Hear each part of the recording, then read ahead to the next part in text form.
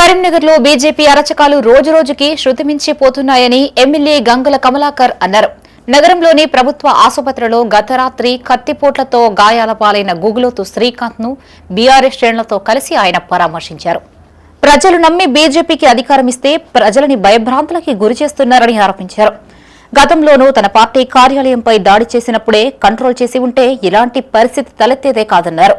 కిసాన్ నగర్ లో తాము రోడ్లు వేస్తే బీజేపీ గెలిచి రాడ్లతో దాడి చేస్తుందని ఆరోపించారు.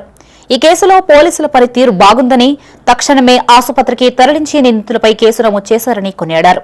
కిసాన్ నగర్ ను సమస్యాత్మక ప్రాంతంగా గుర్తించి పికెటింగ్ నిర్వహించాలి అన్నారు. కేంద్ర మంత్రి బండి సంజయ్ ఇలాంటి కార్పొరేటర్ను తక్షణమే సస్పెండ్ చేయాలని డిమాండ్ చేశారు.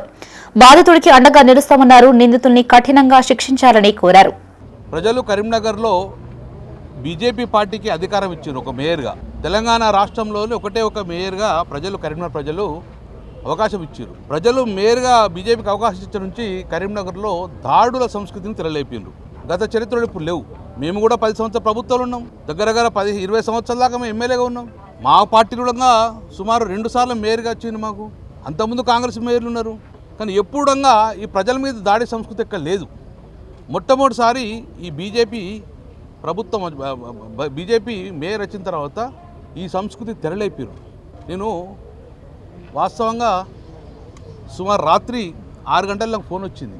గుగులోతు శ్రీకాంత్ వాళ్ళ తమ్ముడు శేఖర్ ఇద్దరు కలిసి ఉంటే టీఆర్ఎస్ పార్టీ బీఆర్ఎస్ పార్టీలో ఎందుకు గుర్తున్నావు, మాకు వ్యతిరేకంగా పనిచేసినావు కదా, నువ్వు ఇక్కడ ఉండే సమస్య లేదు, మేము చంపే పారెత్తామని చెప్పేసి సోమడి వేణు అనే కార్పొరేటర్ వీళ్ళ దగ్గర రావడం జరిగింది.